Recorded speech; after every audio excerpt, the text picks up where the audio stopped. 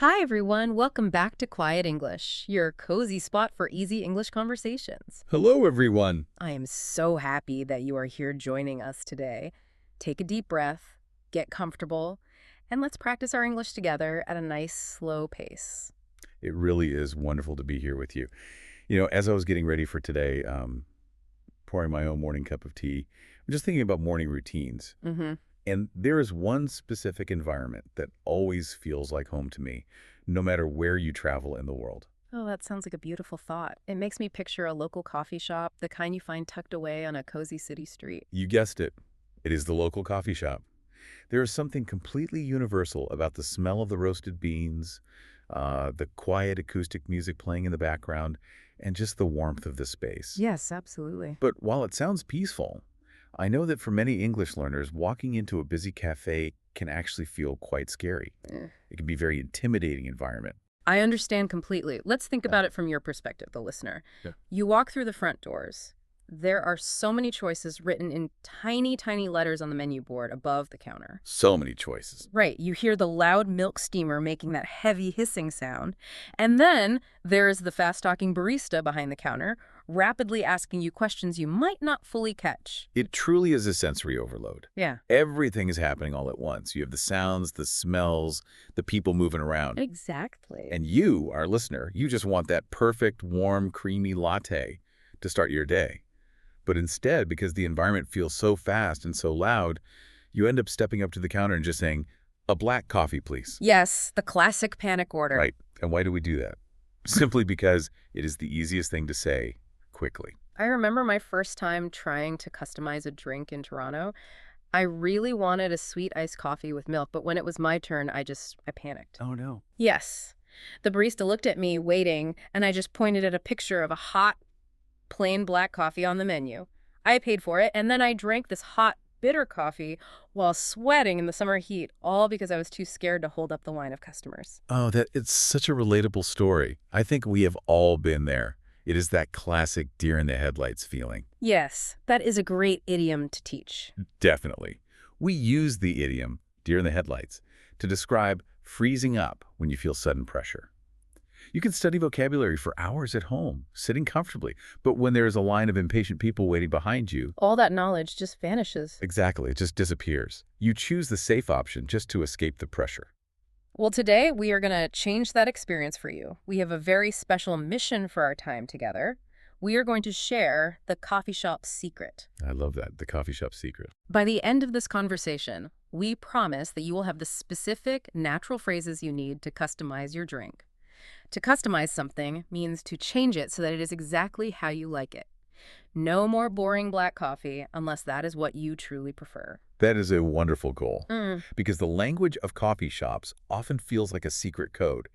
You stand in line, listening to the native speakers ahead of you, and you hear them tossing around phrases like half sweet, or oat milk, or extra shot. Mm-hmm. It feels like they belong to a special club, speaking a completely different language that you were never taught in a textbook. That secret code becomes even more confusing when the barista asks a follow-up question. For example, you finally order your coffee, and the barista smiles and asks, "Would you like room for cream?" Oh, that is a tricky one. It is. Many English learners just smile back and say yes without actually knowing what that phrase means. Room for cream. That's a Mhm. perfect example to break down. Let's explain that one very clearly for the listener. Please do. Room for cream simply means the barista will leave a little physical space at the top of your paper cup. They purposely do not fill the hot coffee all the way to the very top edge. And leaving that space is incredibly practical. It allows you to walk over to the side counter, add your own cold milk or cream, and stir it without the coffee spilling over the edges and creating a sticky mess on your hands. Exactly. If you do not know that definition, and you just say yes out of nervousness, you might walk away thinking the barista cheated you out of a full cup of coffee. Yes, you look inside the cup and think, hey, where's the rest of my drink? Right. So our goal today is to slow everything down. We want to take away that pressure of the busy line. We want to give you the conversational tools and the confidence to stand at that counter, look the barista in the eye, and feel like you truly belong in that coffee shop. To build that confidence, let's practice a real conversation. We are going to do a role play right now. Sounds fun. I will be the barista, working behind the counter, wearing my green apron. You will be the customer. Listener, I want you to pay close attention to the specific words we use here and notice the rhythm of the conversation. I am ready. And I want something very special today. I am definitely not going to order just a black coffee. Good, here we go. Imagine you are walking up to the front of the line, the counters between us. Okay. Hi. What can I get started for you today? Hi. Can I get a medium latte, please? Sure. Any particular milk for that? Could have that with oat milk instead of whole milk? You got it. Would you like any flavors in there? Yes, please. I'd like 2 pumps of vanilla syrup, but can you make it half sweet? No problem. Anything else? Actually, could you make that extra hot? Of course. That'll be $6.50. You can tap your card right there. Great. Thank you so much. And scene! Let's step out of the role-play cafe. How did it feel to order such a complex drink? Oh, it felt so much better than settling for a simple black coffee. I got exactly the warm, sweet drink I was craving. I feel a great sense of relief, actually. The interaction was smooth and friendly. Listener, did you hear how naturally that flowed? Let's analyze the language from that role-play. One very important detail is the casual politeness. Yes, casual politeness is key here. Instead of demanding a drink, the customer used the phrases, could I have and can I get? In North America, and especially in places like Canada, we use these specific phrasing structures constantly. They are polite, but they maintain a very casual, relaxed feeling. They soften your request. That is so true. Textbooks often teach English learners to say, I would like to order. While that is grammatically correct, in real life, I would like to order sounds far too formal. It sounds almost robotic. Exactly. It is too stiff for a relaxed coffee shop environment. Can I get a latte is much more natural and friendly. So you successfully ordered your dream coffee using Could I Get? You feel great. Right. But then the barista spins a little digital payment screen around to face you. Oh, the digital screen. Yes. Suddenly, that confidence vanishes because the screen is asking for a tip, giving you options like 15, 20, or 25%. This brings us to a very real cultural truth. That digital screen can cause a sudden wave of anxiety. Listeners often wonder if they are required to leave a tip for a simple cup of coffee that they are carrying out themselves. It is a great question. The cultural truth of tipping in this specific situation is that for over-the-counter service, where you stand at a counter to order and then carry your own food or drink away tipping, is completely optional. You are never forced to do it. That is a relief to hear. We should also clarify the common practice, though. It is very typical to leave a small tip, perhaps 10%, or just leaving the leftover change if you are paying with cash. This is especially true if the barista was very helpful, smiled, or carefully prepared a highly customized order for you. Speaking of custom orders, here is another cultural truth that should relieve any lingering anxiety. Customization is entirely expected. Many learners worry that asking for changes makes them a burden. Yes, they feel like they are causing trouble for the staff. Exactly. Listener, please take comfort in this fact. You are not being a difficult customer when you change the milk or the sweetness. In big cities like Vancouver, Seattle, or Toronto, people have highly specific, complex orders. Very complex. Asking for no foam or sugar-free is a completely normal part of the day. The baristas are fully accustomed to it. They prepare customized drinks hundreds of times during a single shift. It is simply a core part of the local coffee culture. So please, never feel shy about asking for exactly what you want to drink. Now that we understand the culture, let's look much closer at those key phrases we promised you. Yeah. We're going to transition into some language coaching. I love this part. Listener, we are going to take our time here. We will break down the phrases and say them very slowly. I strongly encourage you to practice saying them out loud wherever you are listening right now. Let's start with the first, most foundational customization phrase. This is the phrase you use for milk alternatives, which are incredibly popular right now. Yes, milk alternatives like almond, soy, or oat. The phrase is, could I have that with? And then you simply add the type of milk. Notice how the words could and I link together to sound like could I. That is a great pronunciation tip. Let's say it together very slowly. Ready. Could I have that with almond milk? Let's say it one more time. Try to repeat after us. Could I have that with almond milk? Beautiful. Let's try it with another popular option. Let's try it with soy milk. Ready? Could I have that with soy milk? Let's do that one again, nice and slow. Could I have that with soy milk? Notice how the rhythm of the sentence flows effortlessly. It is a gentle rolling rhythm. Moving on from milk, let's talk about sweetness. This is a common issue for people traveling to North America. Oh, yes. Many people find that coffee shop lattes here are just way too sweet. They taste more like dessert than coffee. They really do. To control that heavy sugar, you need this specific phrase. Can you make it half sweet? Half sweet. When you say half, make sure to emphasize that soft fall sound at the end. Half. Let's try the whole phrase slowly. Let's practice it. Can you make it half sweet? And again, repeat after us. Can you make it half sweet? Perfect. You can also be even more precise with your sugar order by saying, just 1 pump of syrup, please. Oh, that is a great one. Let's take a moment to deeply explain this word pump. It might sound strange if you are only used to the word pump in relation to a bicycle tire. That's a funny image. Imagine a large glass bottle of flavored syrup, like vanilla or caramel, sitting on the counter. The bottle has a mechanical top. The barista pushes down firmly on that top to squeeze the liquid sugar out into the cup. 1 physical push down equals 1 pump. So baristas use the word pumps as a unit of measurement for syrup. If you ask for 1 pump, the barista knows exactly how much flavor to give you, ensuring your drink is only mildly sweet. Exactly. Now, what about the temperature of the coffee?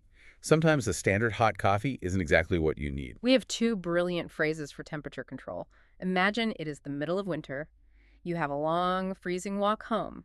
You want your coffee to stay hot for that entire journey. Yes. Yeah. You can confidently use the phrase, extra hot. Extra hot. But consider the opposite situation. What if you are sitting down to drink the coffee immediately? You want to enjoy it right now, but you do not want to burn your tongue on boiling liquid. Oh, I hate burning my tongue on hot coffee. Me too. This is one of my favorite slightly hidden insider phrases you can ask for. Kids' temperature. Kids' temperature. That is a very useful, practical phrase. While it has the word kids in it, adults use it all the time. All the time. It simply signals to the barista that they should make the milk warm and cozy, but not dangerously hot. It is perfectly safe and comfortable to drink the very second they hand it to you. Let's practice that one. Could you make that kid's temperature? Let's try it again. Listen closely to the words. Could you make that kid's temperature? Great job. After you finish customizing the drink itself, there's another question the barista will inevitably ask you. It happens at the very end of the order. Right, the final question. They will ask about your drinking location. Is that for here or to go? When a native speaker says this, they often say it very quickly, blending the words together so it sounds like for her to go. For her to go. Yes, it happens so fast. They are simply asking, will you sit down at a table in the cafe, or will you take the cup outside with you? Prepare yourself to hear this rapid question. The best, most polite response is just, to go, please. Let's practice it together. To go, please. Let's do it once more. To go, please. Short, simple, and perfectly polite. Now, let's talk about energy. What if I am feeling incredibly tired? What if I need a much stronger coffee flavor to get through my busy afternoon? If you need more caffeine, which is the chemical in coffee that keeps you awake, you can ask to modify the strength of the drink. You just say, could I add an extra shot of espresso? Let's break that down. A lot of people accidentally say espresso with an X sound, but it is actually an S sound, espresso. Espresso. Let's practice the full sentence slowly. Could I add an extra shot of espresso? One more time, focusing on that S sound. Could I add an extra shot of espresso? Let's take a quick moment to explain what an espresso shot actually is. In North America, a standard regular coffee is usually drip coffee.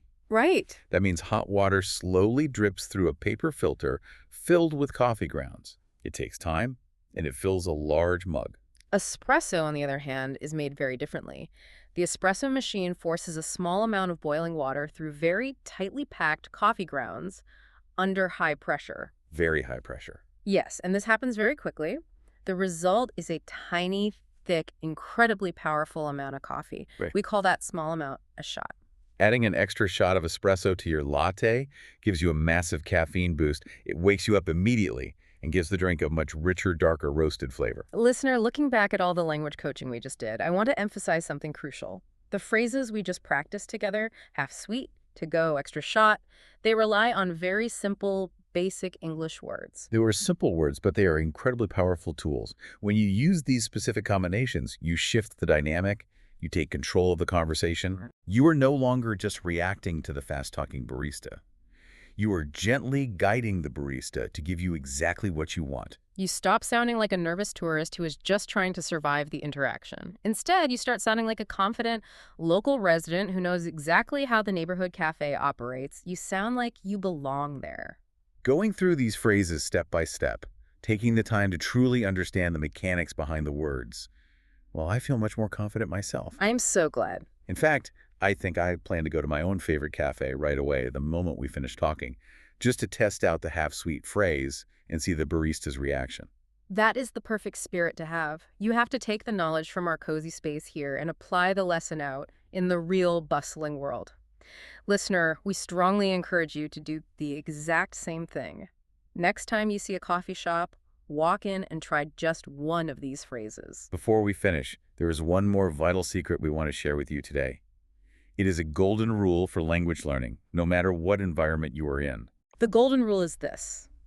Everyone makes mistakes when learning a new language. Everyone. Native speakers stumble over their own words, too. Absolutely true. The true secret to success isn't being perfect with your grammar. The secret is simply being brave enough to try opening your mouth. Do not let the fear of holding up the line stop you from practicing. If you get up to the counter, the pressure hits, and you completely forget the phrase for oat milk, it is completely okay. It happens to the best of us. Take a breath. Just point at the menu, point at the milk alternatives list, and offer a warm smile. Point and smile. The barista standing across from you is just a person, and a genuine smile goes a very long way in bridging any language gap. Thank you for sharing these wonderful cultural insights and vocabulary breakdowns with us today. It makes the world feel a little less intimidating. My pleasure entirely. I really hope this detailed breakdown helps our listeners feel much more at home the next time they step into their local cafes. I am confident it will. Thank you, listener, for joining us today for Quiet English. We are so incredibly proud of you for showing up and practicing your pronunciation with us. If you enjoyed this cozy, slow-paced conversation, please don't forget to subscribe to the channel so we can continue learning together. Please do subscribe, and we would love to invite you to participate in our community. Share your own favorite, highly customized coffee order in the comments section below. What is your go-to drink? Let us know. Before we say goodbye for the day, we want to leave you with a final thought. Something new to mull over, which means to think deeply about and explore on your own time. Think about this. If learning just a few secret code phrases can completely transform a scary coffee shop visit into a fun, empowering experience, what other everyday places could completely change for you? What an interesting question. What about walking into a local bakery? Or navigating the fast-paced grocery store checkout line? Every single place has its own specific conversational rhythm. Once you learn that unique rhythm, the whole world opens up to you. Every place has its own little melody. Once you find it and learn to speak it, you never have to feel like an outsider looking in again. We wish you a beautiful, cozy day wherever you are in the world. Keep practicing your phrases out loud, keep smiling at the baristas, and keep being brave. Have a wonderful day, everyone. We will see you next time.